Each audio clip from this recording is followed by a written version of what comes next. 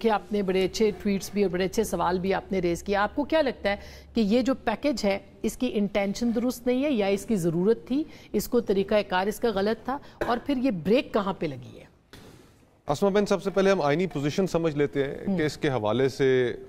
آئین کہتا کیا ہے, پارلیمنٹ کے اختیارات کے بارے میں کیا کہتا ہے, پارلیمنٹ کس حد تک جا سکتی ہے. اور میں اس میں کوٹ کروں گا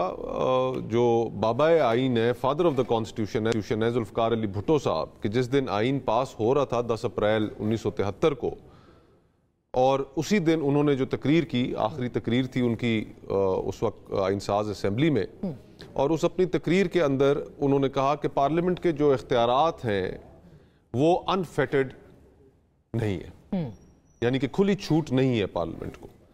ہم نے اس آئین کے اندر 2 قدغنیں لگائی ہیں پارلیمنٹ کے اختیارات پر, لیجسلیچر کی سپریمیسی پر,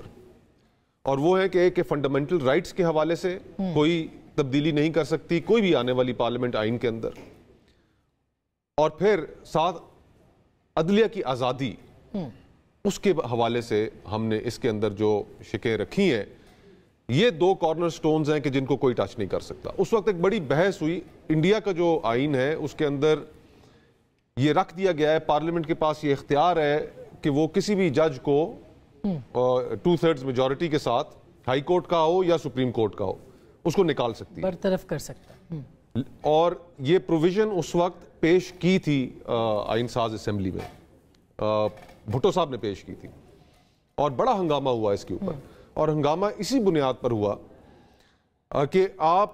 عدلیہ کو لیجسلیچر کے اس کے نیچے نہیں لے کر آ سکتے, اس کے تابع نہیں کر سکتے, اور اپوزیشن نے اس وقت بڑا اس کے اوپر شور مچایا, اور پھر آخر کار پیپلز پارٹی نے اس وقت اپنی پوزیشن تبدیل کی, بھٹو صاحب نے اپنی پوزیشن تبدیل کی, اور یہ اختیار پارلیمنٹ سے لے لیا. یہ اختیار پارلیمنٹ سے لے لیا, دیا ہی نہیں تھا, تو یہ پروویژن واپس لے لی. تو یہ ہماری صورتحال ہے آئینی کی, جس کے اندر پارلیمنٹ سپریم ضرور ہے لیکن ان 2 چیزوں کے متعلق قانون سازی وہ نہیں کر سکتے.